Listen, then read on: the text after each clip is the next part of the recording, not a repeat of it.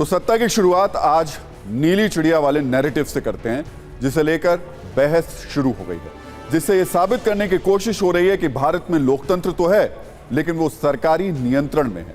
अभिव्यक्ति की आजादी तो है लेकिन वो सरकार के रहमो करम पर है।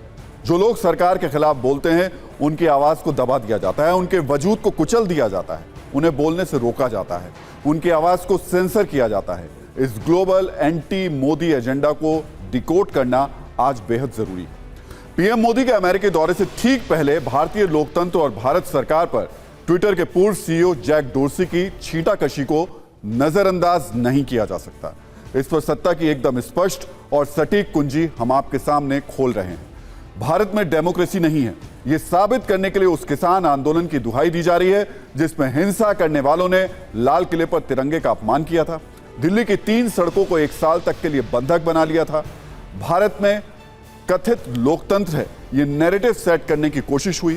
सोशल मीडिया प्लेटफॉर्म ट्विटर के पूर्व सीईओ जैक डोर्सी के उस बयान से, जो आज भारत में नेताओं के दिल और दिमाग में सबसे ज्यादा ट्रेंड कर रहा है। सत्ता पक्ष के नेताओं के लिए जैक डोर्सी झूठे हैं तो विपक्ष के लिए वो लोकतंत्र के मसीहा हैं, अभिव्यक्ति की आजादी के चैंपियन हैं।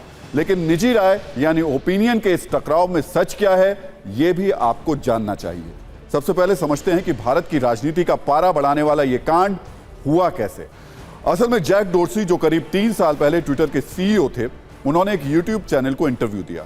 इस इंटरव्यू में उन्होंने कहा कि भारत खुद को लोकतंत्र कहता है, लेकिन किसान आंदोलन के दौरान भारत सरकार ने ट्विटर पर दबाव बनाया। किसान आंदोलन के समर्थक ट्विटर अकाउंट्स को बंद करने की धमकी दी गई, ट्विटर के कर्मचारियों के घरों पर छापे मारने की धमकी दी गई, भारत में ट्विटर के ऑफिस को बंद करने के लिए धमकी दी गई।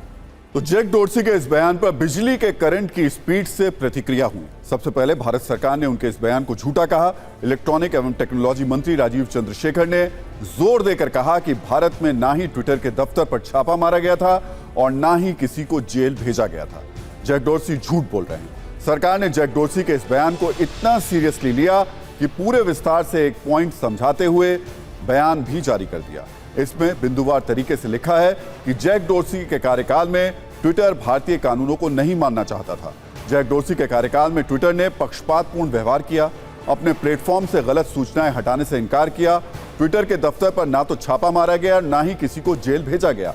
ट्विटर ने मनमानी, पक्षपातपूर्ण और भेदभावपूर्ण आचरण किया। ट्विटर द्वारा शक्ति के दुरुपयोग को लेकर हमारे पास पर्याप्त सबूत है। इस बयान से सरकार ने डोर्सी को सरासर झूठा कहा तो विपक्ष को उनके इस बयान में सिर्फ और सिर्फ सच नजर आ रहा है। सच के अलावा और कुछ भी नजर नहीं आ रहा। कांग्रेस तो सवाल उठा रही है कि जैक डोर्सी को झूठ बोलने की जरूरत क्या है, जबकि शिवसेना उद्धव गुट की नेता प्रियंका चतुर्वेदी पूछ रही हैं कि देश में डेमोक्रेसी है या मोदीक्रेसी।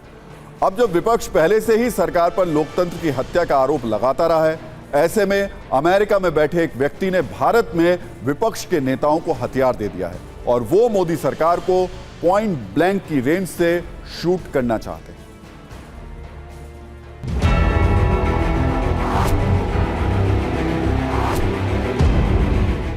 That between 2020 and 2022, Twitter was violating Indian law multiple times. That Twitter did not comply with Indian law and did not face any consequence of that is today lying and making up this story about raids and arrests. अन्नदाता अपने हक की लड़ाई लड़ रहा था तो इस देश के प्रधानमंत्री उनका दमन कर रहे थे, उनकी आवाज को दबाने की कोशिश कर रहे थे। 140 करोड़ लोगों के इस देश की सरकार 21 साल की एक क्लाइमेट एक्टिविस्ट से डरती है, पॉप सिंगर रिहाना से डरती है, वो छोटी सी बच्ची ग्रेटा थनबर्ग से डरती है।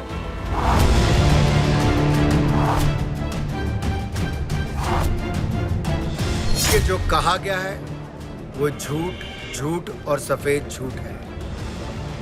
वर्षों की नींद के बाद जागे जैक डोर्से अपने काले कारनामों पर पर्दा डालना चाहते हैं। जैक डोर्से ने झूठ बोला है और केवल राजनीति करने का प्रयास किया है। जैक डोर्सी को क्या वजह है कि वो ऐसा झूठ बोलेगा?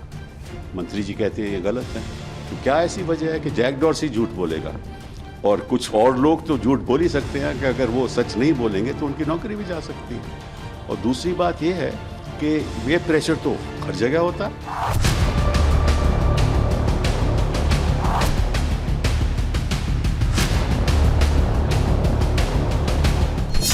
बेबुनियाद है, झूठ है। ये कौन है जैक डॉर्सी, जिनको ट्विटर ने खुद ही निकाल दिया। उनका पूरी सोच भारत के खिलाफ की थी। वो ठीक नहीं था। मतलब देश के अंदर अगर कोई किसान आंदोलन को रोकने की अगर कोशिश की गई तो ये तो गलत बात है।